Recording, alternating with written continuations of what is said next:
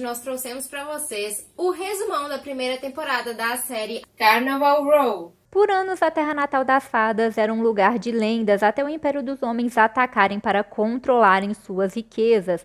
Há 7 anos terminou a guerra quando a República do Burgo se retirou, abandonando as fadas ao punho de ferro de seu rival, o Pac. A Vinette não quer abandonar Tiana Mork. Ela tenta ajudar as fadas que estão correndo risco, mas elas acabam mortas e ela não vê outra saída a não ser pegar o navio para o Burgo. Entretanto, ocorre um naufrágio. Ela consegue sobreviver e é levada pela polícia do Burgo. Eles chamam Ezra, pois ele é o dono do navio e a Vinette ainda deve o valor da passagem. Ele decide levá-la como dama de companhia de sua irmã Imogen para que a Vinette pague a sua dívida. Ela começa a trabalhar para a família e aproveita a oportunidade de fazer compras para ir procurar por sua amiga Turmaline, que trabalha em um bordel. As duas já tiveram um relacionamento, mas romperam e prevaleceu a amizade entre elas. A Turmaline fica feliz em vê-la e percebe que ela ainda está de luto por seu grande amor, o Philo. Os dois se conheceram durante a guerra, pois ele era um soldado. Eles se aproximaram e começaram a se envolver. Ele confiou a Vinette o seu segredo. Ele não é um humano, mas um mestiço que teve suas asas cortadas quando era um bebê. O amor entre eles cresceu até que o pacto chegou. Foi então que Turmaline alertou o Philo que ele precisava deixar a Vinette, pois ela não o abandonaria e morreria por isso. Após isso, ele percebeu que ela não fugiria com os outros, pois queria estar com ele. Então ele pediu para mentirem para Vinette que ele foi morto durante a invasão. Com isso, ele foi para o Burgo e trabalha como inspetor. Já a Vinette passou 7 anos sofrendo por ele, então fica furiosa ao saber que ele não morreu, mas a abandonou.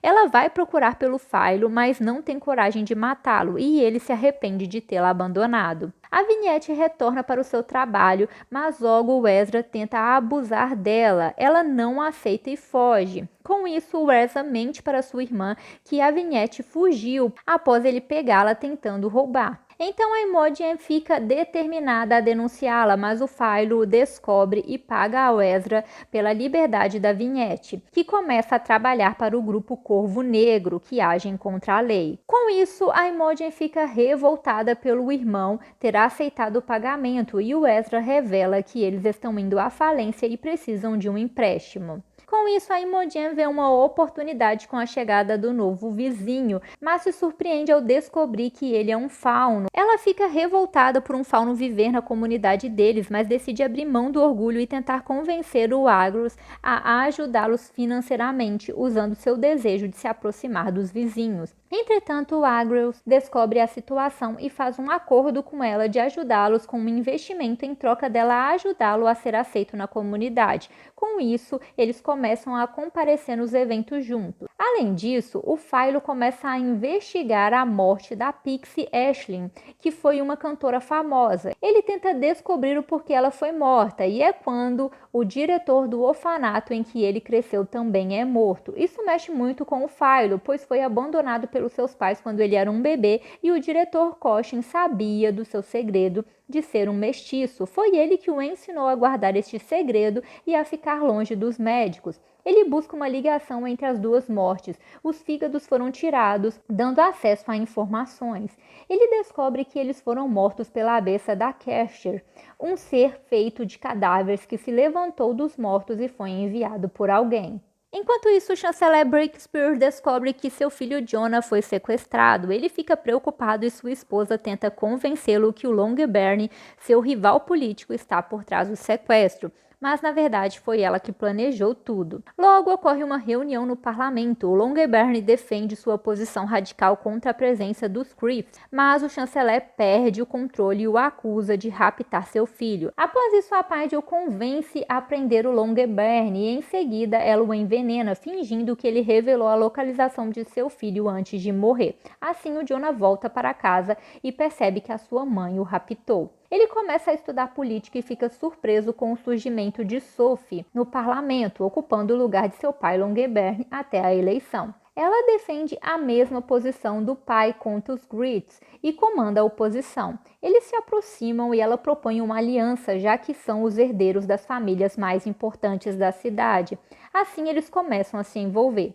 Enquanto isso, o Philo continua a investigação e descobre que o Cochin era gay e tinha um caso com o Dr. Morange. Além disso, o Cochin no passado era amigo da primeira vítima, a Ashley. Após isso, o Morange também é morto e o Philo percebe que a Ashley era sua mãe. O Morange foi o responsável por retirar as suas asas e o Cochin cuidou dele no orfanato. Todas as mortes estão ligadas a ele. O Philo fica muito abalado e resolve se abrir com a Fife, a senhora da pousada com quem ele tem se envolvido. Ele revela que é um mestiço esperando que ela o aceite, mas ela o expulsa.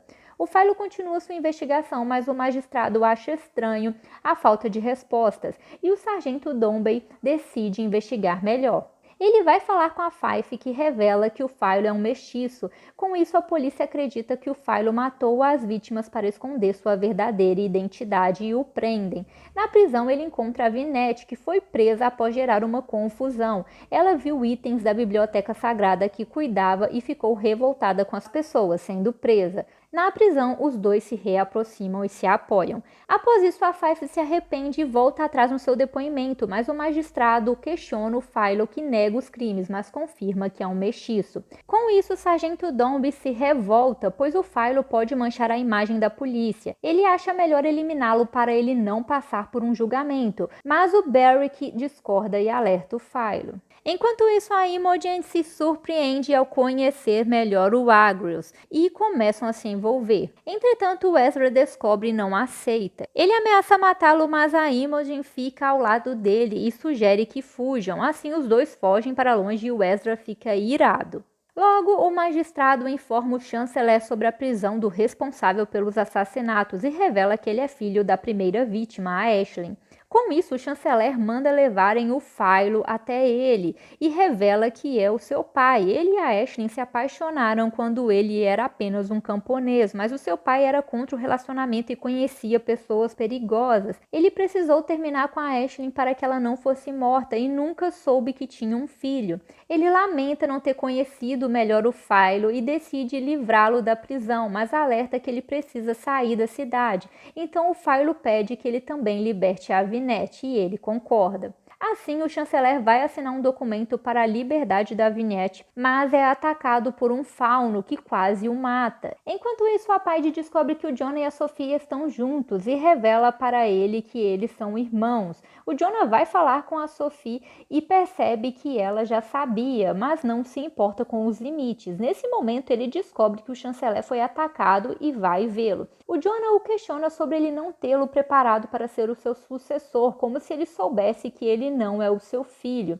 Após isso, ele sai e o chanceler revela para a Paige sua conversa com o Jonah e que ele percebeu que ela sabe do seu filho legítimo e que quer matá-lo.